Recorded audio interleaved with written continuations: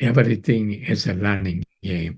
And if you want to learn more about how to design a learning game, it is very simple.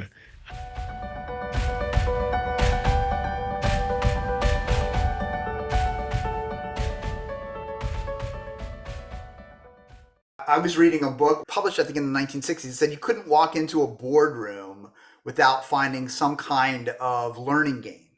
Mhm. And wow, when I was growing up, that was not the case at all. Can you tell us a little bit about the journey that you and the industry have gone through in terms of using games for learning?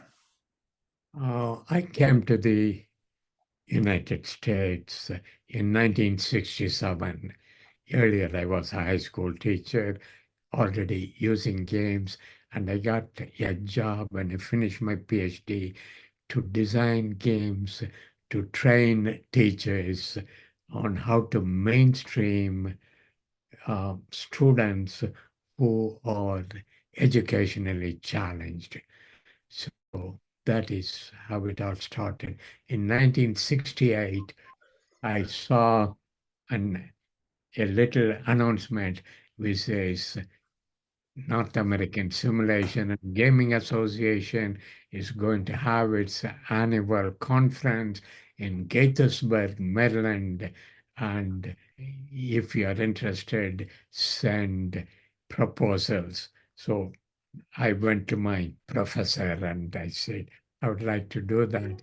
He said, go ahead, but since you're a newcomer, maybe they will not accept it the first time. But just to be sure, write more than one proposal. Maybe they will choose one of them. So I wrote three different proposals and sent it to them, and they ended up accepting all three of them. You've been developing learning games for quite some time. And I think the origin story, your origin story of games for learning, is teaching high school kids who are at risk. You were teaching physics and you had them borrow some carburetors from local nearby cars. Can you explain how that came about? I became a high school teacher of physics and chemistry, general science it was called. And I was one of those days I was supposed to teach about internal combustion engine. I saw 50 of my students in my crowded classroom, and half of them were had a glazed look. And they said, I got to do something like that. And I told them, okay, everybody get ready. We are going to have a contest. And your job is to go out into the street and bring back a carburetor from a parked car. And one of the students said, hey, teacher, what's a carburetor? I said, look at lesson 10 in your physics book. And for the first time, they opened the book and they looked at it and they turned it upside down. They look at the picture and they say, time is running. And so they went out, and I think six of the teams did bring back a carburetor, and we took it apart and they were listening very carefully. He said, part two of the contest, go back and put the carburetor in the car in such a way it will start. You fail if the car doesn't start, you fail if you get caught by a policeman. And it suddenly dawned on me, this is what we need to do. We need to do something slightly dangerous and illegal. So that was the origin of my interest in game design. Wow, fascinating. You have all these elements of games coming together and are probably in the carburetor. And I love it. Go do something illegal. Why was that so effective from a learning perspective? And then what design principles have you used through the years to create some of your games? My PhD was on cognitive sciences.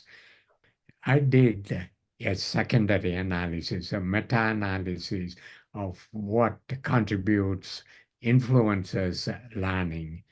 And I found out there are lots of dichotomies, one of which is learning takes place through participation.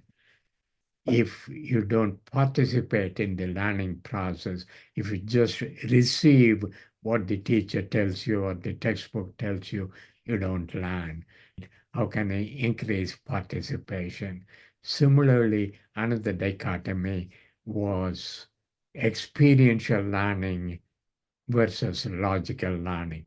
Learning by reading books and listening to lectures and talking to experts versus just through trial and error doing things. So I decided I there is lots of evidence to show that experiential learning and participatory learning is what makes things good. And I said, I'm going to make a list of principles I should be using. I'm going to give you my 10 principles. Listen carefully, take notes. Principle number one, design training activities while you're delivering training. Principle number two, believe in the ADDIE model, but be skeptical. You take the steps in the ADDIE model, combine the steps, drop some of the steps, rearrange the steps, and create your own instructional design model.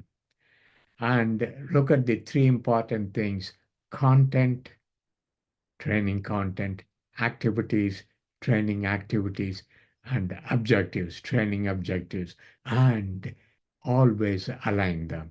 So you take a content, whatever content you want to present, make sure it is going to be used in an activity, make sure it reaches one of your objectives, and focus on designing activities and not content, because there is a lot of content already available. And when you design activities, take the structure of any game which you find interesting to you and recycle it to teach different topics, and require people to learn collaboratively and reward them for learning collaboratively.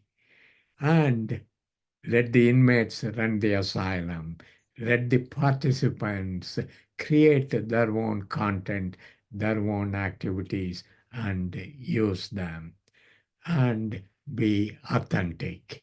So anytime you do training, have tests, you have activities, you have examples. All of them should be realistic, should be authentic, should be real world type of thing. And the last item is, instead of delivering, presenting content, facilitate activities. Let the students do activities. Good. That's the end. That concludes today's session. No, those are great, but I want to go back to number one, which basically you were saying kind of build the instruction as you're going or build the experience as you're going. So can you delve into that a little bit? It's very interesting. If we do analysis and the design long before I deliver it, the students have changed, the topics have changed, the world has changed. So let me see if I can do it. And since I had a toolkit of structures into which I can plug in any content, I found this a useful kind of an approach. Look at the situation in the audience with as fresh eyes as possible because you will be learning along with them and it'll be a group Exactly. experience. So the expert that piece that you bring is the design of the activities, and Yes, that's what you were saying in your fantastic. exactly. How has the field changed? Are people more acceptable? Does it go through ebbs and flows of, hey, we want games. No, we don't want games. Ever since the time of Aristotle, nothing has changed. True, effective instruction is always the same. What has changed? Today it is gamification. Tomorrow it is experiential learning. Day after tomorrow it is micro learning. But all good, effective training uses the same principles. I don't let the current fads and terminology worry me. Basically saying, stick to the fundamentals. People learn that way. That's what you should do. You have lots of different labels, but really, it's the same thing as it's always been. Mm-hmm. With my clients, I tell them, you're not buying the stuff I'm doing, you're buying competency improvement on your participant. So, overall, could you sum up your educational philosophy in just a few words? Three words, just do it and keep learning as you do it. Debrief your participants, debrief yourself, learn as you go through it. So, do you have any unofficial, unauthorized story of learning games that you could reveal? Everything is a learning game. And if you want to learn more about how to design a learning game, it is very simple. And all you have to do is do some learning games, get a copy of the gamification of learning and instruction, and get a copy of Play to Learn. Then, if you run out of new ideas, get a copy of my books.